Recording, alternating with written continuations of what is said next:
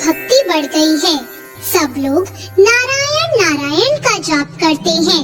लक्ष्मी जी ने कहा, ये सब आपको पाने के लिए नहीं, मुझे पाने के लिए ऐसा करते हैं।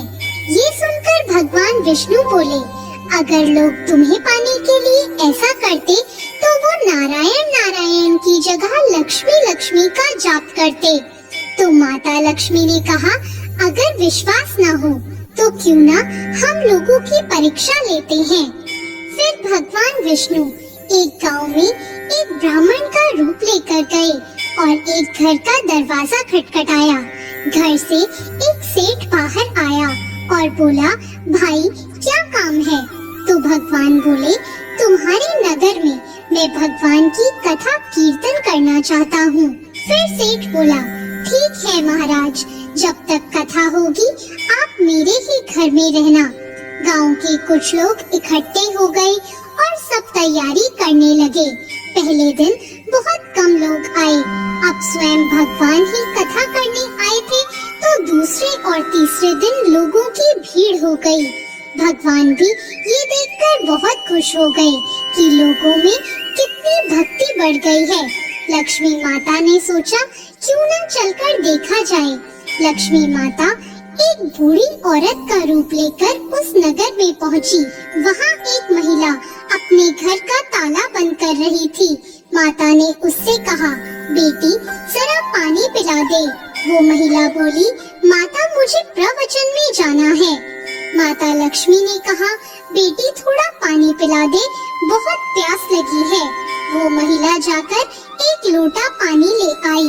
माता ने पानी पिया और लोटा वापस लौटाया तो वह सोने का हो गया। यह देखकर महिला अचंभित हो गई। उसने सोचा, स्टील का लोटा सोने का कैसे हो गया? ये तो चमत्कारी माता जी हैं। अब वो महिला हाथ जोड़कर कहने लगी, माता जी आपको तो भूख भी लगी होगी, खाना खा लीजिए। उसने सोचा, खाना खाएंगी तो थाली कटोरी चम्मच गिलास सब सोने के हो जाएंगे। माता लक्ष्मी बोली, तुम जाओ बेटी, तुम्हारा प्रवचन सुनने का समय हो रहा है।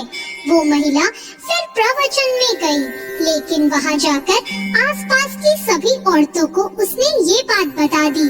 अगले दिन से लोगों की संख्या कम हो गई। भगवान ने पूछा, लोगों की संख्या कम कैसे हो रही है? किसी ने कहा, एक चमत्कारी माताजी आई हैं।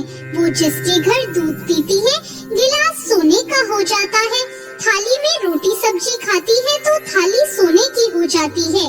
इसलिए लोग प्रवचन में नहीं आते। भगवान नारायण समझ गए कि लक्ष्मी जी का आगमन हो चुका है।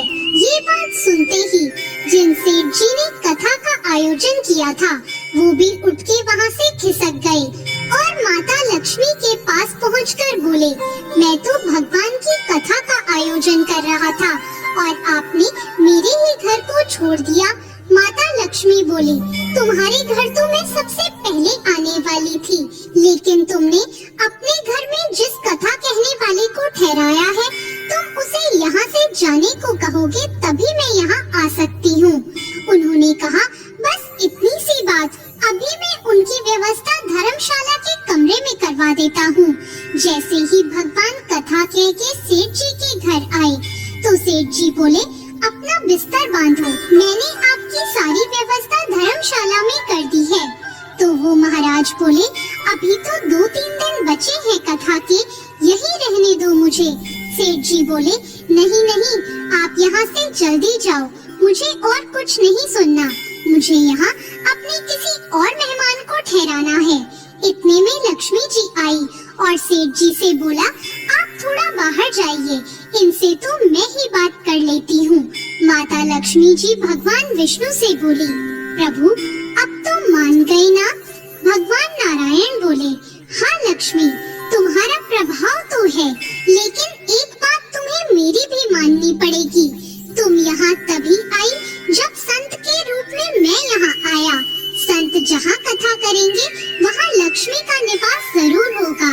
यह कहकर नारायण भगवान ने वैकुंठ के लिए विदाई ले ली। अब प्रभु के जाने के बाद सेठ जी के घर सभी गांव वालों की भीड़ हो गई। सभी चाहते थे कि वो माताजी सबके घर बारी बारी से आए। लक्ष्मी जी ने सेठ और बाकी गांव वालों को कहा, अब मैं भी यहाँ से जा रही हूँ। सभी को हैरानी हुई। माता ने कहा,